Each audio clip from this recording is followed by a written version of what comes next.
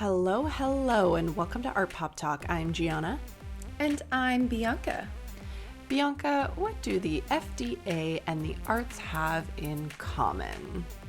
Well, that's a toughie. Essentially, they both suck. So for today's very exciting episode about things that suck, we are diving into the final chapter of my thesis on the dinner party, and we are going to continue some of these ongoing conversations that we've had on APT about how the art market and big businesses are basically one and the same. They are connected and influenced by the same major players as is the rest of the world. So, with that, let's art pop talk. Hey, how you doing, sister? Hello, hello, hello. What's goodness. Good. How are you, my dear? I'm going to see you so soon. I know, it's only 2 weeks away, and but Mondays really don't count, and Fridays go fast. Yeah, and I have plans this weekend, and then I have the wedding in 2 weeks. Shout out Art Pop Tart Catherine. So excited for your wedding. So when you think about it, it's really 2 days. Totally.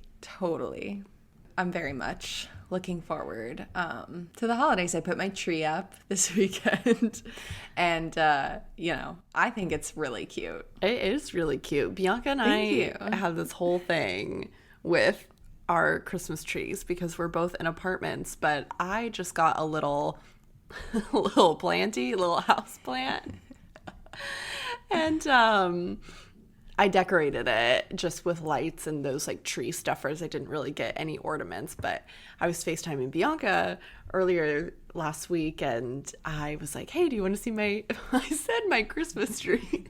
And then I guess it was anticlimactic when I just panned and it was like a bush on the floor. It's really lovely. I really love it. But to me, that it just, the words and the way you phrased it, honestly, it's really cute. I really like it. I was just surprised when it wasn't a 5-foot tree or whatever. I guess I thought that I had told you what the plan was. I think you did, and I forgot. Okay, well, rude. So I apologize. Well, should we get into art news / more chitty chatty? Yeah, maybe we can prep the art news because Spotify Wrapped came out, and I don't know how you felt about yours, Bianca, but mine was fucking banging. Mine was my terrible. Spotify Wrapped. My Spotify Wrapped. I was listening back to the playlist that they give you, and what fucking taste I have. Honestly, I was listening to it on the drive, and I was like, this is a fantastic playlist. It was just bad. It was weird. And another weird thing, too, was I was looking at how many hours of music other people listened to when they were sharing it on social media. Mm-hmm. And mine was just very, very low. And I don't know if...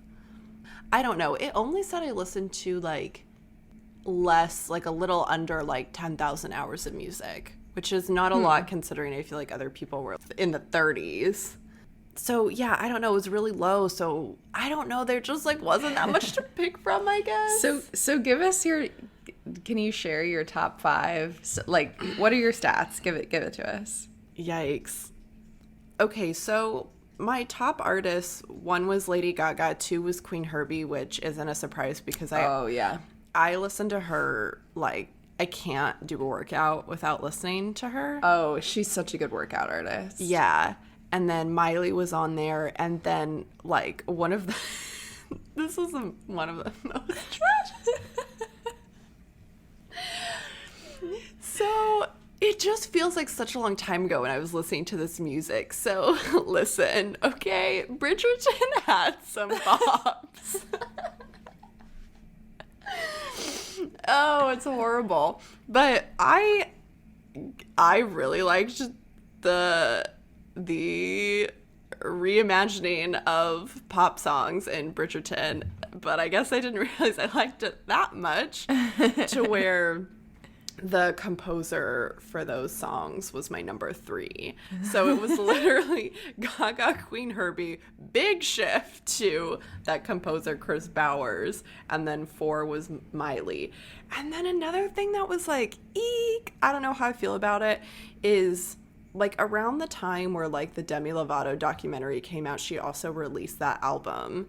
And there were some songs on there that I actually did like really like, and Ari did a song with her, but she was my number 5, and I was Demi Lovato? Yes. Wow. I know. I was very shocked. I had mixed feelings about that one. Yeah. But I mean, like, I definitely do remember listening to that album. It just feels like a very long time ago. Yeah. And then for like my top songs, literally 3 of them were from Bridgerton. That's amazing.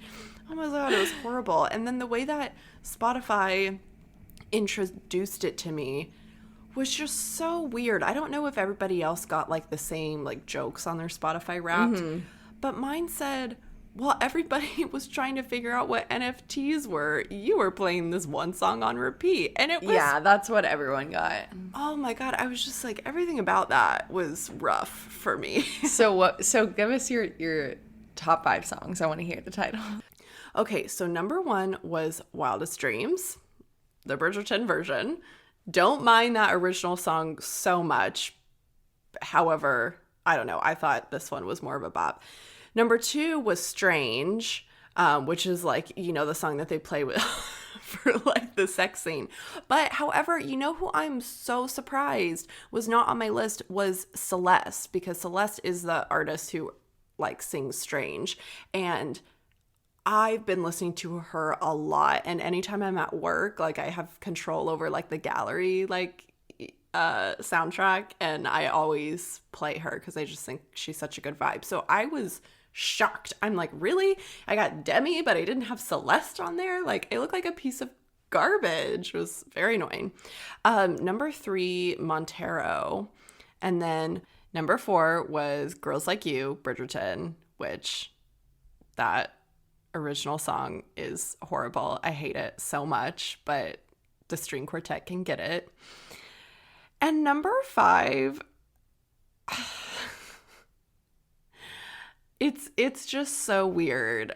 But I remember sitting at Mom's countertop, I was doing some kind of work, and I got on some kind of like TikTok playlist, and the song Dinero came on, and I think just in that one day I might have just played that song on repeat like 30 times, and then I never did anything with it ever again, and now it's on my top 5.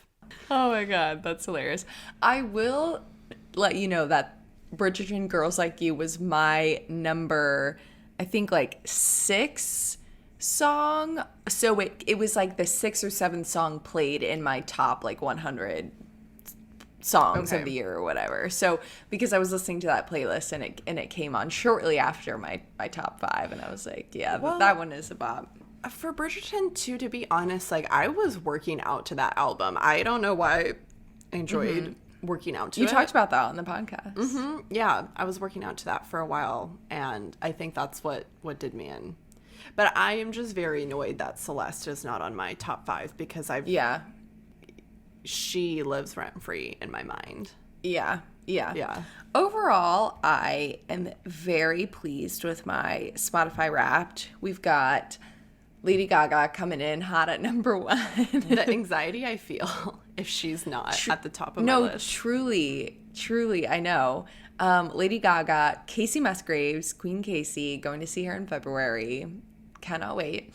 Miley Cyrus, Ariana Grande, and then coming in at number 5, she has been on my top the past like 2 or 3 years, and I kind of have a conspiracy theory that like Taylor Swift is on almost everybody's top 5 artists, because I'm just not like a super big Taylor Swift fan, and I don't know if it's that like she's releasing just so much music, and if I'm listening to it, or you know, Red is not my favorite album in the world, But I did want to listen to her version. So I didn't even finish it. Like, I started listening. It's like 2 hours long, this album. And I made it like halfway through. And Lover is still definitely my favorite Taylor Swift album. And I do listen to a lot of songs from Lover. But I was very surprised that she was my number 5. And it's like, again, she's in my top for like, again, the second or third year in a row. And I find that very odd, and I feel like there's some shadiness happening with I get with what you Taylor. mean, though. It's just that the odds are in her favor when she releases so much content. Right. Yeah. Well, I would like to piggyback off of this conversation and get into art news. Do you think it's time? I would love nothing more. So for today's art news,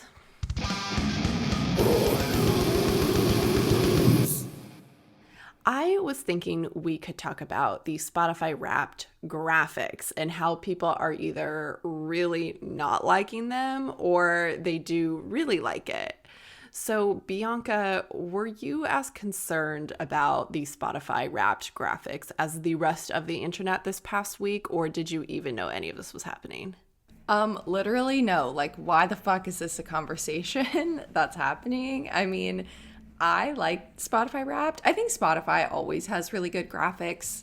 I think that's just at this point, it's part of their brand. Like, you can just tell they have this kind of like funky, I don't know, pop, like very cutesy aesthetic throughout all of their marketing. So I don't know. I wasn't shocked by any of the graphics on Spotify Wrapped. Like, it looked like Spotify Wrapped. I don't know. Also, I don't know if this is happening largely on TikTok, but I did delete my TikTok a few months ago now.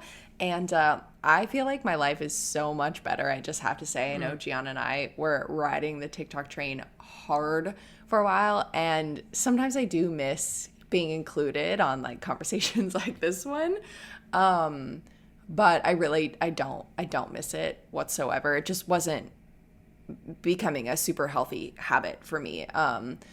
Yeah, is that where a lot of these people are complaining about the graphics? Yeah, for sure. For me, anyways, that's when I saw it on TikTok. And so specifically, I want to talk about the slide that was your top genre kind of graphic that they gave you. Mm-hmm. And people are very like up in arms about this graphic because of the typography. This really had people shook. So essentially, like for mine, I took a screenshot and number 1, dance pop, number 2, indie, and number 3, what was that? Country Dawn, whatever the fuck that is. I think that is largely Casey Musgraves and Dolly Parton. Yeah, it must be. My Country Dawn was my, I think, number 2 genre. And my number 2 artist was Casey, and I'm listening to Dolly a lot, and Maren Morris. Like, I think that's kind of Country Dawn. I wonder if Miley is included in that, but she was just named like rock artist. Like, yeah, but younger now. Yeah, maybe. So, anyways, people were not liking how this typography was smushed as you kind of get lower down on the totem pole. So I found a person on TikTok. Her name is Kel, and she's a graphic designer. She's actually done work for Spotify before, and she talked to us about typography and how it's supposed to be used. And typography is there to evoke an emotion, and certain types of text are super loaded. So you do have to be careful and kind of what text you are using, because if that was used in another art piece before, or a symbol or an organization, like you are kind of making associations with that past work. So there is an art to it. Of course, typography's main use is communication. That's kind of the point of typography, right? Is reading. But also in terms of art, that doesn't mean that it actually has to be legible, which I think, and as Cal describes to us, is kind of like the biggest misconception, or why people were so like uncomfortable with this smushed text. So essentially, this text was acting as a creative bar graph, and it did have the descriptor text next to it, so we could still understand what was happening, but they were trying to be creative and playful and not only give you your ratings, but also give you like a bar graph, which to me, I can't say that I wasn't really up in arms about this typography. I didn't really think much of it. I thought it fit the flow of the other graphics. I didn't really spend much time, or I guess I just didn't really care what my top genres are. I was like, oh, dance pop makes sense. Moving on. Like, and even graphic designers were rating this typography, and it doesn't make any sense. You can't read the text. Which is really not essentially the point because you do have the descriptor next to it. But holistically, Bianca, as you were talking about, I felt the same way. The graphics were playful. They were on brand for Spotify. Even if they were different from last year, they are a creative company. They have the ability to do something more like whimsical and playful. And that's what they did. But I think no matter what, like, you're going to have people that either really like it or maybe they just think perhaps it wasn't, I don't know, with the like elevated or like highbrow graphic, perhaps. There was some other kind of weird like graphic splicing that they did that I think people thought maybe just looked like lazy, which I did not get at all. I think it was, everything they did was super intentional. Yeah. So anyways, I thought that was interesting. Yeah, no, it definitely is. I know Spotify has kind of been on our topic of conversation for the past couple weeks, but it definitely takes a presence up in pop culture. So now it's out of the way. Now we're done. Better luck next year, Gianna. Get it together then. Start listening now. So do we want to go ahead and get into today's Art Pop Talk? Let's do it. We are going back to our OG APT case study, The Dinner Party. But because we've talked so much about that piece itself, its meaning, today we will get to talk about major players and history surrounding the piece, such as the museum institution that houses it and its patron. So really for today, our case study isn't so much the dinner party itself, but these influential people at the Brooklyn Museum of Art and the person who first acquired the piece, Elizabeth Ann Sackler, whose family and family business is responsible for the opioid epidemic in the U.S. In the second half of the episode, we are going to talk about the recent Hulu show Dopesick, targeting the investigation on Purdue Pharma and its powerful family members. So, I have a lot of questions for Bianca. If you remember our past episodes where we dive into her thesis, this is kind of the structure that we use. We go chapter by chapter, and I get the lovely task of going back and reading her thesis and her chapters, and then I'm just gonna chitty chat about it. How does that sound? Sounds good. So let's start with Dr. Elizabeth Ann Sackler herself. Who exactly is she? Why did you feel it was important to include her in your thesis? And if you can, tell us about her role in her influential family and how she acquired the dinner party. Yeah, sure. So basically, the third main chapter of my thesis is all about the dinner party in the space of the Elizabeth A. Sackler Center for Feminist Art at the Brooklyn Museum. And I really wasn't sure where this chapter was going to go originally, but then I had the opportunity to go visit the piece in person, and it really changed my perspective, as we'll get into, about where my research should go in the future of these kind of feminist art spaces. And while I was writing my thesis, I graduated in the spring of 2019 with my master's. And of course, as many of you may be familiar with now, Purdue Pharma went through their lawsuit in the 2018-19 years. And as we'll get into, Nan Goldin obviously played a major part in how that was being represented at museums. So this felt also very timely for me to consider as I was writing my thesis as well. We've talked previously about the work's history, as Gianna said, and particularly in the second episode of APT Ever, and then in our episode on ornament as well. But I'll warn you, if you listen back to our episode 2. Bear with us for that episode's quality, as we were fresh bebe podcasters. But, hopefully the content is still there for you if you're interested. So to just recap on the piece a little bit, the piece premiered in 1979 at the San Francisco Museum of Modern Art, and then it went on tours and storage. It was in tours and storage, and it was in storage for a very long time until 2002. And in 2002, Elizabeth A. Sackler, who was a longtime friend of Judy Chicago, acquired the piece and donated it to the Brooklyn Museum. And then in 2007, the Elizabeth A. Sackler Center for Feminist Art opened to the public. And the center is now the work's permanent home, functioning as this kind of pièce de résistance of the feminist art wing. It is very central to the heart of the feminist wing there. So a little bit on Elizabeth. She was born in New York in 1948. She is the daughter of Arthur M. Sackler. And Elizabeth grew up in obviously a very wealthy upper-class family, which allowed her to attend a private high school in New York, where she became involved in the activism of the civil rights movement. And in 1997, she received her PhD in public history and was the first female chair of the Brooklyn Museum's board. Her family has a history of collecting fine art, which did not escape Elizabeth by any means. In 2016, she did an interview where she said, quote, "Art has always been a part of my life, but the social justice piece comes out because I can't help myself." That's nice, Elizabeth. While Elizabeth has been a social justice and arts advocate for almost her entire life, you've probably now in recent years become familiar with her family name, as obviously they have made headlines in relation to the opioid epidemic that has taken hold of the United States. Now, we'll get into this more, but as I suppose a pre-context to answer the question about her role in the Sackler family, Elizabeth was not named in the 2018-19 lawsuit against her family.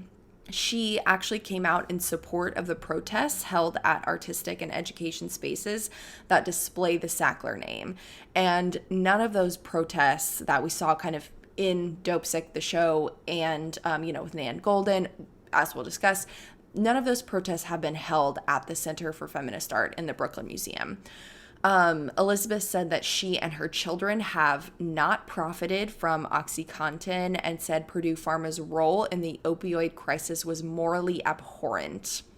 So before we get into Elizabeth's kind of like direct contribution to the dinner party a little bit more, you already started speaking about her family. So in your thesis, you do break down some of the Sackler family members for us briefly, but you do mention a major contribution that they made. So to quote you in your thesis, Arthur M. Sackler, a psychiatrist who in 1974, along with his two brothers, Mortimer and Raymond, donated $3.5 million to the New York's Metropolitan Museum of Art in the 1970s, earning them a wing of the museum with their name on it.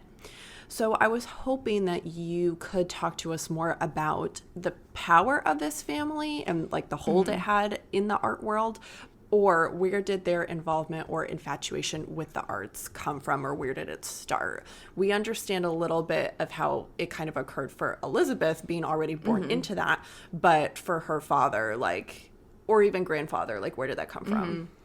Sure. So I'll try to answer that. I'm going to give a little bit of background on the three main brothers, which you might remember from the show.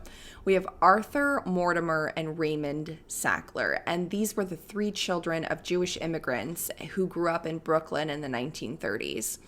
All three of these siblings went to medical school, and they worked together for the Creedmoor Psychiatric Center in Queens. They have often been cited as, quote, early pioneers in medication techniques which ended the common practice of lobotomies, and were also regarded as the first to fight for the racial integration of blood banks. Arthur Sackler was widely regarded as this kind of patriarch of the family, and in 1952, the three brothers bought a small pharmaceutical company which was called Purdue Frederick. Raymond and Mortimer ran Purdue, while Arthur, the oldest brother, became a really pioneer, I guess, in medical advertising, which was a focal point of the show. So he devised campaigns that appealed directly to doctors and then enlisted prominent physicians to endorse Purdue's products. So while Arthur wasn't necessarily running Purdue Pharma, he was on that back end of the advertising portion. He's also a large art collector. He was one of the foremost art collectors of his generation, and he donated the majority of his collections to museums around the world. He died in 1987, and his 1/3 of Purdue Frederick was sold by his estate to his two brothers, who turned it into Purdue Pharma. So after his death, the two other remaining brothers conglomerated into Purdue Pharma. The Sackler family has donated to countless cultural institutions. We have the Met, the Museum of Natural History, the Guggenheim, Smithsonian, Jewish Museum, Tate Gallery in London, National Gallery, Natural History Museum of London, the V&A Museum in London, Royal Botanical Gardens, the British Museum, and the Louvre. So I suppose my explanation for them being large arts and education philanthropists is simply due to the fact that they have money, and kind of referring back to our episode on the art market, investing in the arts is another way to make a profit. So yes, they are quote unquote philanthropists and they give a lot of money to museums, which, as we've talked about, is unfortunately needed by a lot of rich people. Yes, sure, they have an affinity for arts and culture, but from my perspective, it seems like that is why they broke into this realm, is because they have an exuberant amount of funding, and investing in the arts only increases that. I want to talk about this a little bit more in practice, maybe give an example of how this has played out, and why this is actually really important, particularly regarding Arthur, and how this might help us kind of think further about Elizabeth's situation at the Brooklyn Museum.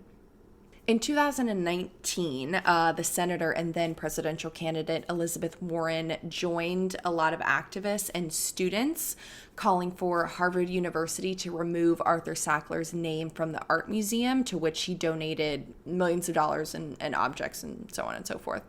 I'm going to read the description of the museum from Harvard's website. In 1912, Langdon Warner taught the first courses in Asian art at Harvard, and the first at any American university. By 1977, Harvard's collections of Asian, ancient, and Islamic, and later Indian art had grown sufficiently in size and importance to require a larger space for their display and study. With the generosity of Dr. Arthur M. Sackler, a leading psychiatrist, entrepreneur, art collector, and philanthropist, the Harvard Art Museum founded a museum dedicated to works from Asia, the Middle East, and the Mediterranean. The Arthur M. Sackler Museum opened in 1985. This structure remains the home of the History of Art and Architecture Department and the Media Slide Library.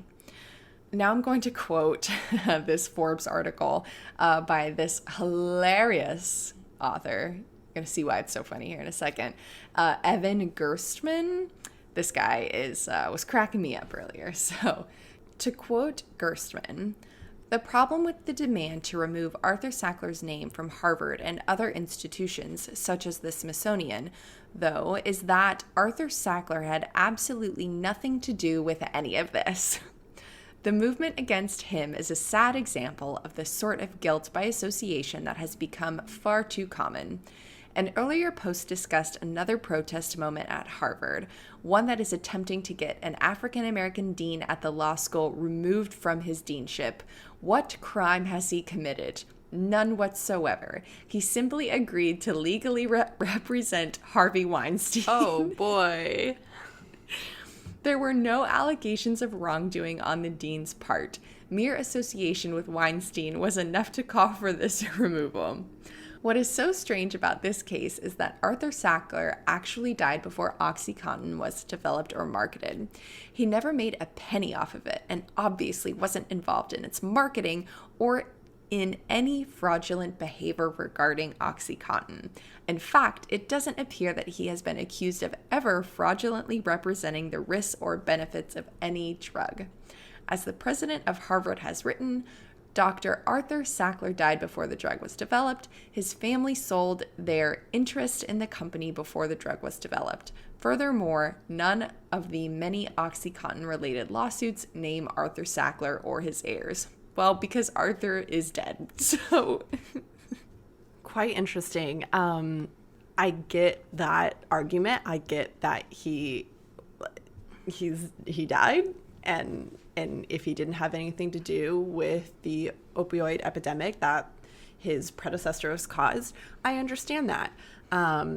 But what information do we have about collectors in a way where maybe that information is more accessible in museums and art? Again, it goes back to our other conversations, like, are museums having these conversations about their donors and who their collectors are?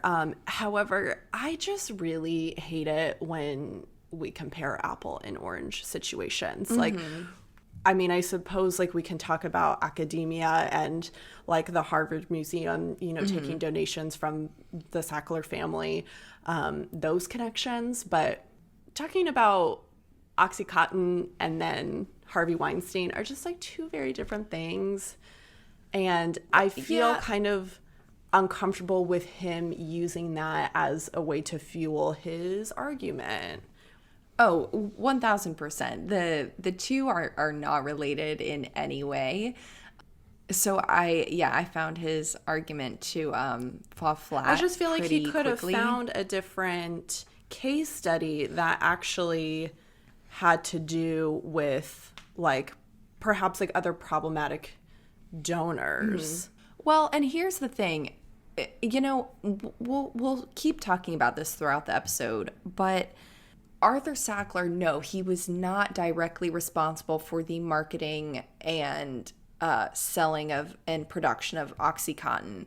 But as the show pointed out, and as is, factually based, Arthur Sackler reinvigorated and is responsible for the hiring of physicians to market drugs for you. So Arthur Sackler still took advantage of the broken healthcare system that we have in this country. And that is not something that is okay, regardless of his involvement in OxyContin. There were still other drugs that Purdue Pharma had manufactured prior to OxyContin, which they do discuss in the show. And as you see unfold, Richard Sackler has this kind of fascination with his Uncle Arthur and how Arthur was this marketing genius. And you also see the episode in which Arthur is called to speak before Congress. So you do have this predecessor, This master of manipulation. Yes, a master of manipulation in itself, who is taking advantage of our broken system. And no, he wasn't responsible for deaths by OxyContin, but there were still other problems with what he was able to do and manipulate.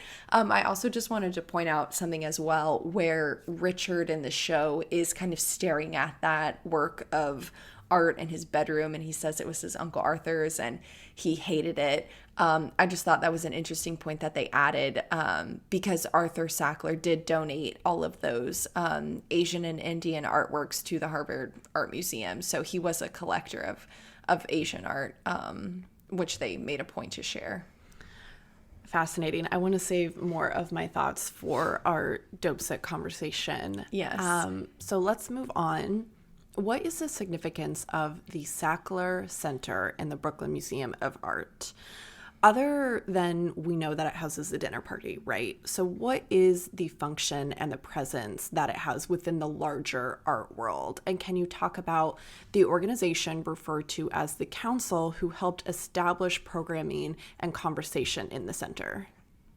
Sure. So again, I'll give a little bit more background on the relationship of Elizabeth to Miss Judy. Elizabeth first met Judy Chicago in 1988 when she visited Chicago's studio in Santa Fe. And at the time, Chicago was exploring her Jewish heritage in her Holocaust project, and the pair became very close. They shared Passover together.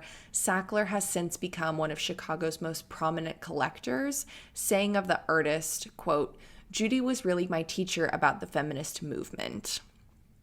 Then in Chicago's book, The Dinner Party from Creation to Preservation, the artist writes the following on Sackler, quote, "Her own personal history prepared her to play an important role as a patron, as she is from a family that has practiced both art patronage and philanthropy for many decades. One important lesson to be learned from her decision to house the dinner party is that one person can intercede history, in this case by single-handedly guaranteeing the work's preservation. Her act also illustrates the crucial significance of patronage, something that has been sorely lacking in relation to women's art, which is one reason so much of it has been erased." Interessant, no? So while there are small museum and historic sites around the country that are dedicated to women's social achievements, the Sackler Center is really kind of the first of its kind and only of its kind. It acts as an exhibition and education environment dedicated to feminist art, its past, present, and future. Its mission is to, quote, "raise awareness of feminism's cultural contributions to educate new generations about the meaning of feminist art and to maintain a dynamic and welcoming learning environment." Unlike the National Museum for Women in the Arts in Washington, D.C., which is the only major museum in the world that is dedicated to championing women through the arts, the Sackler Center functions as a very unique entity within a larger cultural art institution. It resides on the 4th floor of the museum, where visitors can also find the contemporary and decorative arts collections. The center also features other adjoining rooms intended for studies, educational purposes, and public programming, which are provided by, as Gianna, you mentioned, the Center's Council for Feminist Art. This council is led by chair members and the current center's senior curator, Catherine Morris, who I believe used to work at the Philbrook Museum in Tulsa. And it's designed to invite members, quote, "to engage in a dialogue about feminism's relevance to visual culture and participate in exhibition openings, private visits to artists, studio tours and art fairs, curator-led tours, lectures, and much more." In the 3 spaces that surround Chicago's table, a regular exhibition of scheduled feminist art is on view with 2 to 3 new shows per year.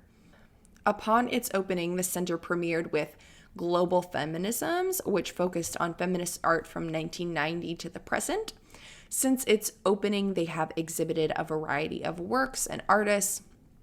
And while the center often brings in particular pieces or artists for these exhibitions, their 2018 and 19 show, Half the Picture, highlights over 100 of the center's works from their permanent collection. The permanent collection of feminist art is specifically designated to the Sackler Center, and that is listed on the Brooklyn Museum's website. It contains 167 artworks. That number may have changed over the past few years. This collection is mostly made of works that range from the mid-20th century to the present and are specifically categorized as feminist artworks. So, however, you can go through the Brooklyn Museum's digital catalog for their entire collection, and you can search through women artists whose works are not designated as feminist and are featured in other areas of the museum's collection. So, speaking of kind of their accessibility, I want to talk about these different spaces, the physical space and the digital space. And I want to talk about that in relation to the, quote, trigger warnings that are physically in the Sackler Center and digitally on its public archive. The way that trigger warnings are functioning in museum spaces do kind of serve up some controversy because they aren't always used for its true intent, but rather to create messages that are targeting minors and deterring minors from entering certain spaces. So Tell us about the psychology behind trigger warnings and how they are being weaponized in feminist spaces and not used or seen in comparison to other kind of historic spaces in museums, regardless of their explicit content. Yeah, so I want to recommend a collection of essays from 2017 that are together in a book called Trigger Warnings, History, Theory, and Context, which, I might guide you to if you want to know more about the evolution of these messages. But by now, I'm sure many of you are familiar with the term trigger warning as it's entered popular culture and our kind of everyday vernacular. An essay in the book by Sarah Colbert on the history of post-traumatic stress disorder, including how the concept of trigger warnings might spread from its initial usage in medical circles to the internet as an attempt to identify content that may be problematic for users with a history of trauma. Though Colbert acknowledges that there are intellectual freedom concerns when trigger warnings are mandated, or that some faculty kind of shy away from the content based on student complaints about what they deem to be kind of offensive, she advocates for trigger warnings as a, quote, necessary and helpful resource for some people, as it prepares them to engage with the content, not avoid it. So while I agree that trigger warnings are useful, they are a needed addition to make people, both presenters and audiences, conscious and conscientious about the content that they are either exhibiting or consuming, this is a very, very slippery slope for many museums in particular. For example, on the webpage where one accesses the Feminist Archive, a disclaimer appears to the browser reading, quote, "The Feminist Art base may present images directed to adult audiences and deals with challenging subject matter that may include sexual content or violence. If you are under 18, do not browse the Feminist Art base without permission of a parent or guardian." Interestingly, this message warning in the Brooklyn Museum's online visitor of explicit content is not found anywhere else throughout the online collection whenever you search through their catalog, including the permanent collection of the Sackler Center. However, a similar signal of caution was physically present at the time that I visited the Sackler Center for Feminist Art on December 27th in 2018. In conducting research for this project, again, I traveled to the Brooklyn Museum specifically to view the dinner party and the Sackler Center. And as one entered the doors of the center, standing on a sign, there was a notice that read, quote, "This exhibition contains explicit content and may not be suitable for all audiences, including minors. Viewer discretion is advised." Of course, I was quite surprised to see such a warning sign in front of the center's doors because it felt like a discouragement of the works about to be viewed rather than an encouraging opportunity for people to embrace and really think critically about the feminist messages that were being conveyed in this type of space. A space that is supposedly innovative and full of groundbreaking feminist art.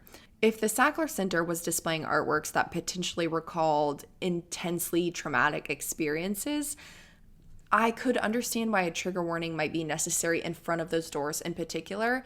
But again, there is no trigger warning anywhere throughout the rest of the museum.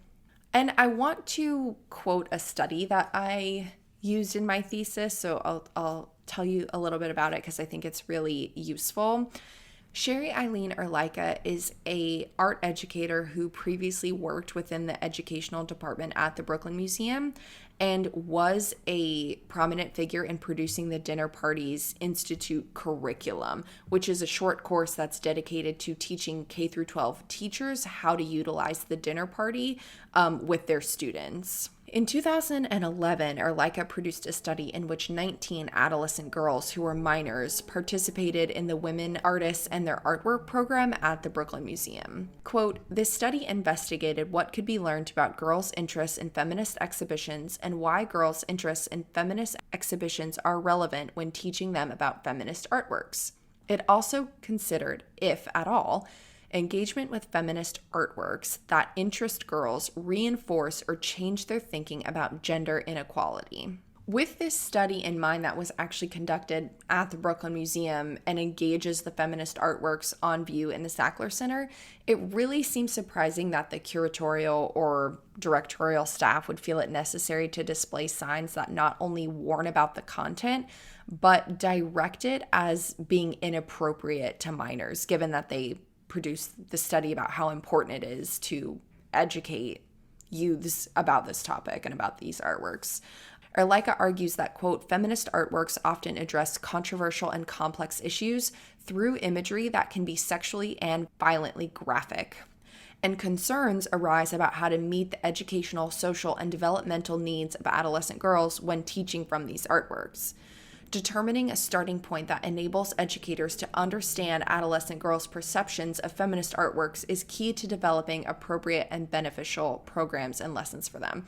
I know that this is just a single study, but I want to just make my argument known that this should not just be a program for young girls. It should be open to all children. It is important for young boys to also understand the impact of this artwork and how they can aid in gender equality as well. And it is particularly troubling for me to see these disclaimers next to feminist art specifically. Again, they're not found anywhere else in the Brooklyn Museum or anywhere else on its website. And for me, these signs, are really a turning point into adults' mindsets as well, because you're walking in, and if you're an adult, you're reading this with a precursor, already this little nudge in your head telling you that this is graphic, this is violent, this is different, this is othered than the other work that has been on view. Rather than inviting museums into a feminist space to learn something new, they're met with this instead cautionary text that reaffirms many biases towards feminist art, that it's not appropriate, that it's overly sexual, that, again, it's violent. This is something that hasn't gone away. Just recently, we have works on view at the museum I'm currently working at that were specifically hung in our curriculum gallery, which is a space designated largely to faculty and students that pair with different happenings on campus, maybe different courses. It's a place where faculty can request artworks from our permanent collection to be on view. And in this particular case, we had an opening reception for, I believe, our Kara Walker exhibition. And the question was raised about if we should close the doors to this part of the museum that's normally wide open.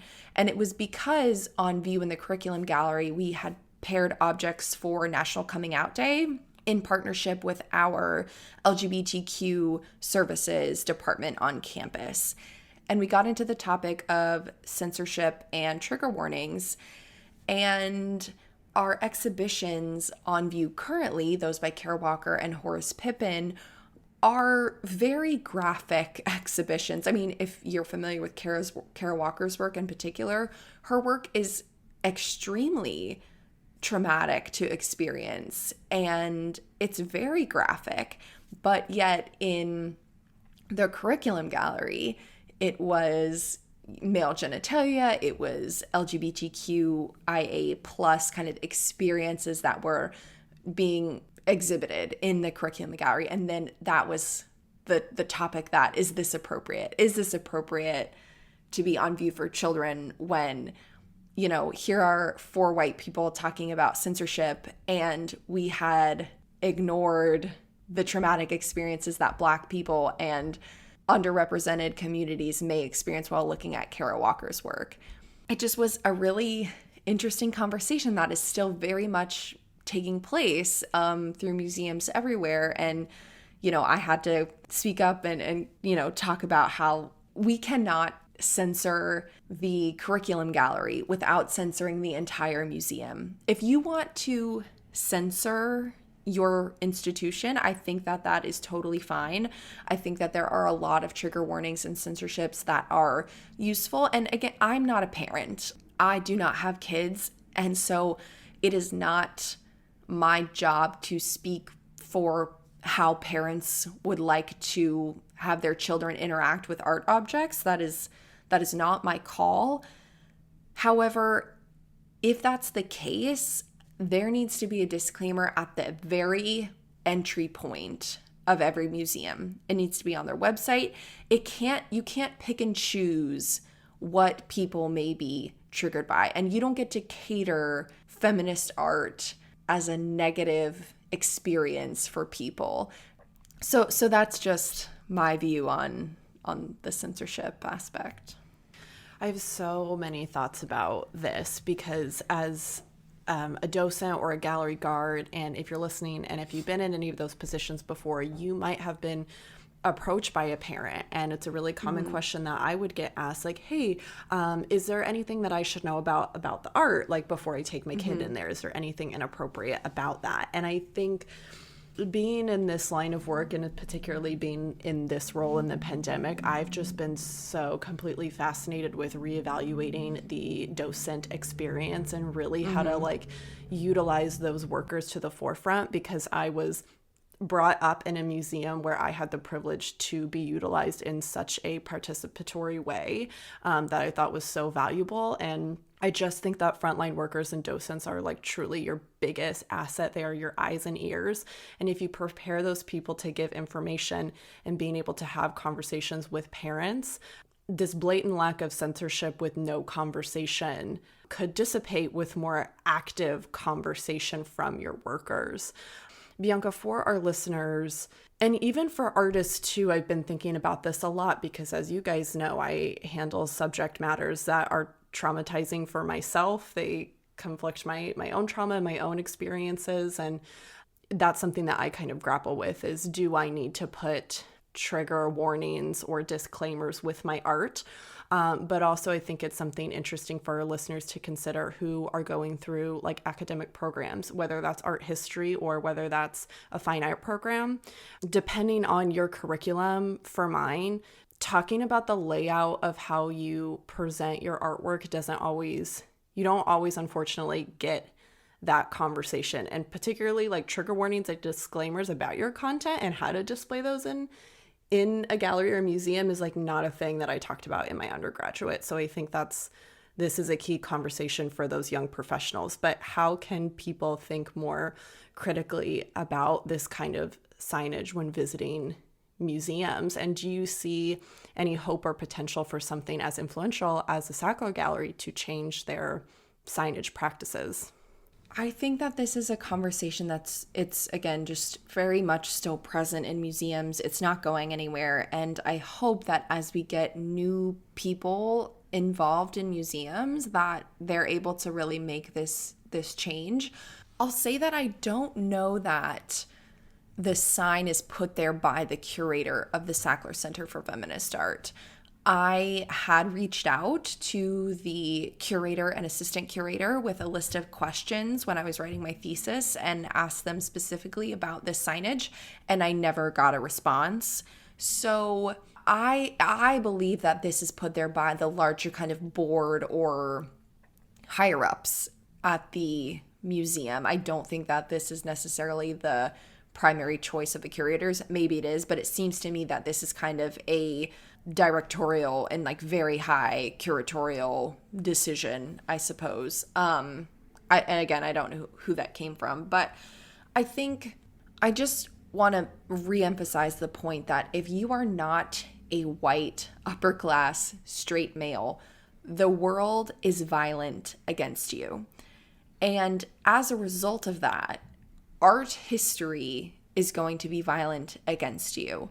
So when there are these disruptions, quote unquote, or backlash from underrepresented groups, women, people of color, the LGBTQIA plus community, people with disabilities, when they create artwork about their othering, it is seen as a backlash against the norm and therefore requires censorship because it is viewed as traumatic. But it seems to me that this is traumatic against the white, upper class, straight, Western art world.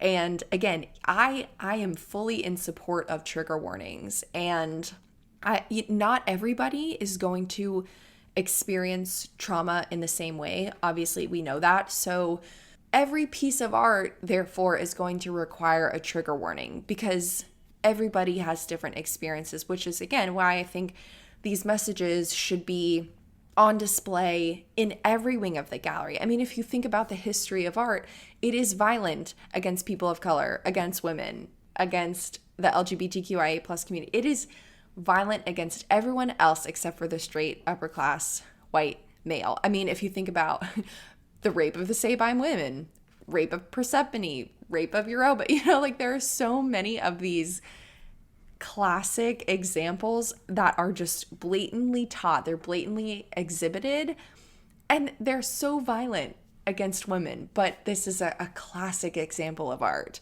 It couldn't possibly be triggering. But when a woman artist takes that into her own hands and creates artwork about their own experience, then it is seen as violent. So yes, I think there is hope, and I look forward to hearing more discussions about it. All right, everybody, we are going to take a little break, and when we come back, we'll be talking all about Dopesick.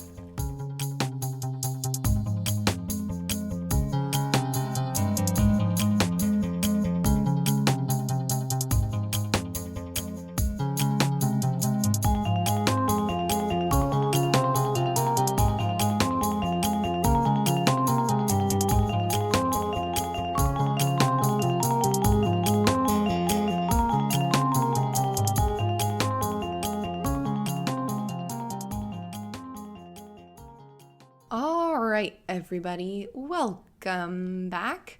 I feel like I have been doing a lot of talking throughout this episode. So Gianna, I'm going to ask you to lead us into our recap of Dopesick, our conversation about the show. Absolutely. I'm going to do my darndest just to give you my candid thoughts. Before I do that though, I still have like a lasting little thought in my head that I can't shake from our first half conversation of this episode. I just think it's really funny that if Trader Joe's can train its employees to essentially flirt with you, then we can train docent people to be able to have conversations about this type of content. Like, even if it's about like flirting with guests and being comfortable, like I am all for talking with Trader Joe's and seeing what their tactics are, because those people that work at Trader Joe's are smooth as hell. Like, where are those people? Can I get them in a gallery? Anyways. Oh, for sure. That just was on my mind, and I really needed to share that with you guys. I hope you liked that comparison. So now let's talk about Dopesick. First off, I really, really enjoyed the show a lot. To be honest, I knew about the Sackler family because of Bianca's thesis. I wasn't completely unfamiliar with this epidemic, but all the kind of idiosyncrasies and conversations within the Sackler family and their active corruption, but also not even theirs, also the FDA's, was really, really wild to learn about. One thing that I particularly liked about the show was the two kind of different timelines we had, or two different time spans. In the beginning, it was like a little bit tricky for me. I was like, okay, where are like we in the past, or are we in like their present? You know what I mean? But then it was really easy to kind of pick up on. But I thought it was particularly important that they picked a case study to hone in on who is being afflicted by Oxycontin the most. And I thought them using these small Appalachian mountain towns was not only pretty like truthful in how this kind of selling operation worked, particularly targeting a group of people that already don't have access to the best healthcare, and then supplying these drugs as kind of like a one-off, as an easy marketing and kind of money tactic was really interesting. I think in regards to Michael Keaton's kind of character, that whole being a doctor, then getting hooked on drugs, losing his license, that kind of being our artistic take of the of the show. Obviously, I didn't mind so much. I don't know, and Bianca, I don't know if you did any research about kind of the influence of that character or how that came about.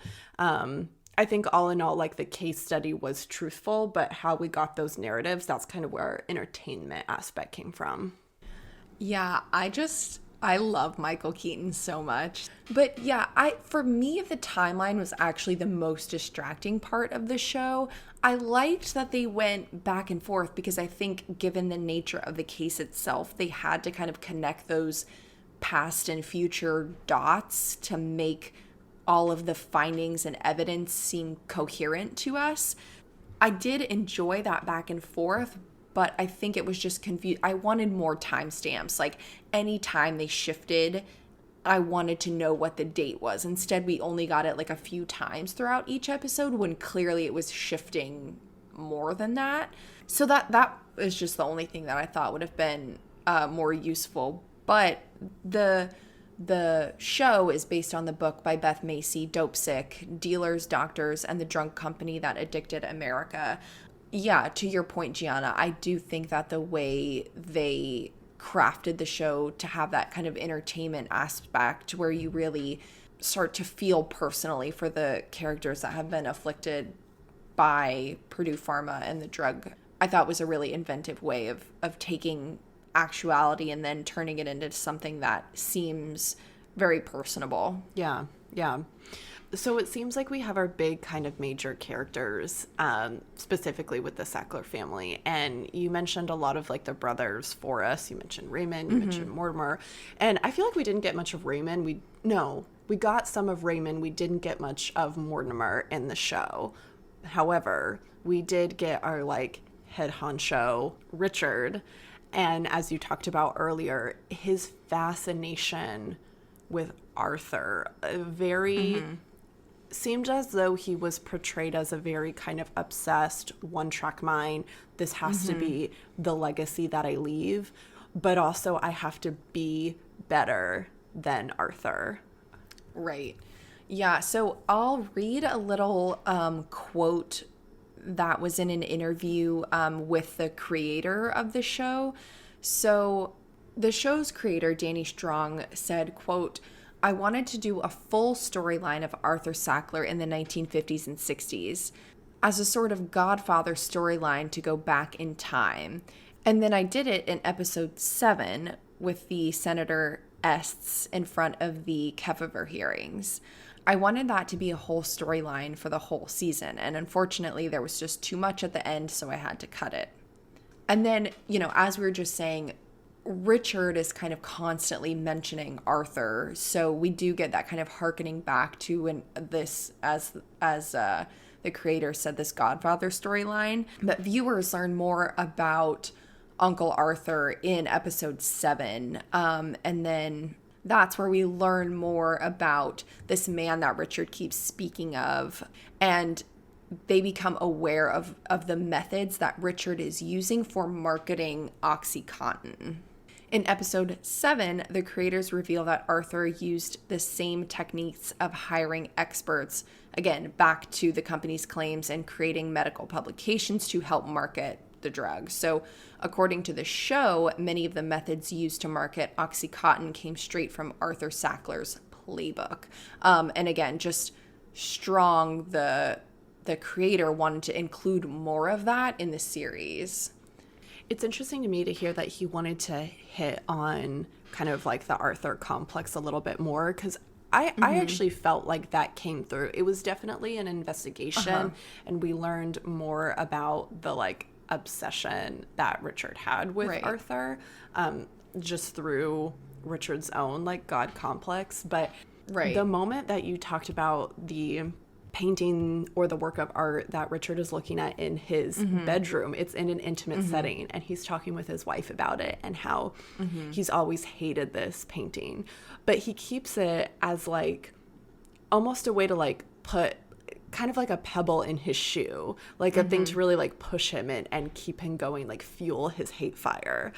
Right. And a lot of these different like character traits, I don't know how much is an artistic direction or how much the creators of the show were able to find out about this guy's complex, but that was a very like intense moment, I guess, for me. You know, being the art buff, I'm like, wow, like you're using this dude's like art to fuel your hate fire, and the fact that like you're so privileged to have these like historical objects, and you're just using it for like twisted and sick like personal pleasure was like creepy. Right. So should we talk more about the art aspect of the show? I just, obviously, Jan and I think both really appreciated the fact that they really centered in on their philanthropy aspects. And even in that first episode, when we have this first gathering of the Sacklers, and the camera zooms out and you see the printed name on the door, the Sackler Wing. And the show actually did film at the Virginia Museum of Fine Arts. That is only one wing that the Sacklers have had. However, I thought it was fitting that they chose, obviously, the Virginia Museum of Fine Arts, given that the show centers on the state of Virginia and this region of Appalachia. And obviously, Dr. Finnick is a resident of Virginia, and that's where the kind of larger federal case is building. So I thought that was really poignant, and just the fact that they really, the creators really honed in on making them a pivotal point of the art world. And then of course it comes full circle whenever at the end they actually have a stand-in for Nan Goldin, and we get this shot from the back with these red curls, and you do get that kind of ending scene where there's anchors and voiceovers who are saying artist Nan Goldin and Pain and her organization Pain are protesting all these museums. But the fact that the creators actually casted someone and filmed this scenario in the Virginia Museum of Fine Arts with a person who looked like Nan Goldin, I just really appreciate it. And I love that they did such a small thing to really make it a reality. And I hope that people involved in the arts and art historians really also took note of that. And they are probably the only ones, I would imagine, who really know who Nan Goldin is. Yeah, you know, it was interesting because having a biased perspective about being interested in the art and going into this, that was something that I was actively looking for. But really, it was kind of clever the way they did it. The art, especially in the beginning, like we have the intro scene of them like walking through this like gallery space, having this meeting, surrounded by works of art. We do have an early on scene where he's talking about the artwork in his like private residence. However, the art is something that serves as this like aesthetic backdrop. It's something that does exist just in the background of their business conversation. And then at the end, as you're suggesting, they do have the stand-in, and then there's also the protest at the Guggenheim, where we like hone in on a person who, one of our case studies that we're following, the young girl dies from, you know, getting hooked on drugs, and her mother goes to this protest, and we have her laying on the floor in the Guggenheim. And then it's not till the end where it's really kind of pushed to the forefront. We even have a scene where they're opening up like a center for children in the arts, where it's like it's not an art museum, but it's like some kind of nonprofit organization or an art making space, and they're at this like event, kind of almost like a ribbon cutting or like a grand opening. But again, that just serves as this backdrop for, you know, their other business conversations and all these legal disputes that they're in. And I don't know, I think that was a really clever way to do it, with only, how many episodes was it? Was it 9? 10 episodes? Yeah. To still have that, their philanthropy and their presence in the art world, have a way to talk about it without talking about it. Right. And I think that just echoes so clearly kind of what I was saying earlier when you asked about how did they get involved, what is their kind of connection to the arts. And I think the show illustrates that really well, is maybe they never had this kind of inherent passion for the arts, the three brothers, but as you said, it's in the background. It's just in the background of their everyday lives. And the show really picks up on that. And they're so wealthy that art is just there. Philanthropy is just there. They're having these lavish events kind of at museums. They have the privilege of having their own wing. They have, million and billion dollar pieces of art just around them constantly. If you're looking in Richard's office, if you're looking in his home, obviously they have the wing at the museum. Like, there are little pieces everywhere that just, if you're an art historian or if you're familiar with the arts, you can recognize those pieces and kind of gauge what that might be worth. And it's just sitting there like it's nothing.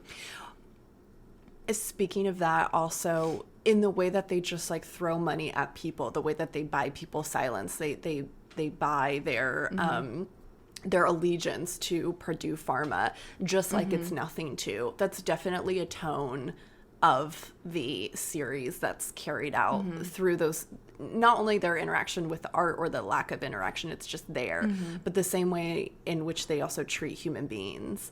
Right. It is quite interesting. Yeah. And then also, I mean, are we gonna talk about our childhood crush? Oh my gosh, I think we have to, because I literally said to Andrew as we were watching this show, I was like, that's Raymond. When he came on screen for the one I love. Raymond is the one I love. Literally, I just was he did such a fantastic job too. I just really enjoyed his character, and I was just so happy to see him on my screen. Like, and he wasn't Raymond to me like in the show, but just the fact that literally, Gianna, the first thing I said when I saw him was, that's Raymond. Yeah. I think, unfortunately, he has one of those complexities where there's, like, no escaping this one character. He didn't play a superhero, but he played, like, our OG, like, Beach Boy, mermaid loving Beach Boy.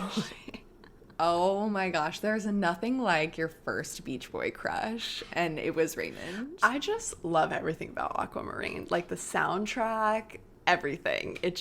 Everything. Such a excellent film. Sometimes I still think I could be a mermaid. If I like go into the water, I'm like, ooh, where's my tail? Emma. If you don't like Aquamarine as much as you like H2O, Just Add Water, I don't know if we could be friends. I don't know.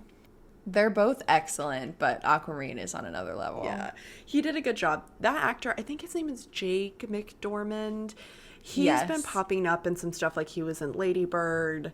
And I thought that role for him was really funny because Beanie Feinstein has like a crush on him because he's like her hot teacher and she's in like Catholic school.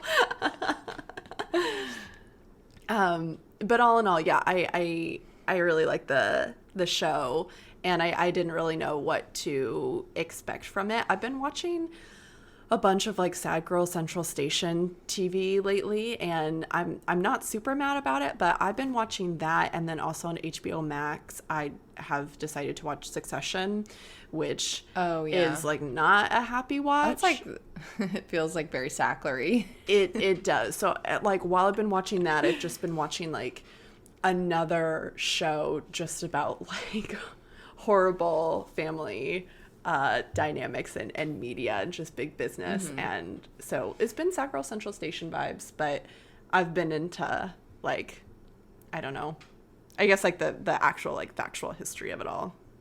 Yeah. Bianca, thank you for taking us through your thesis. I mean, that was your last big chapter. I feel like this is one of those full circle APT moments.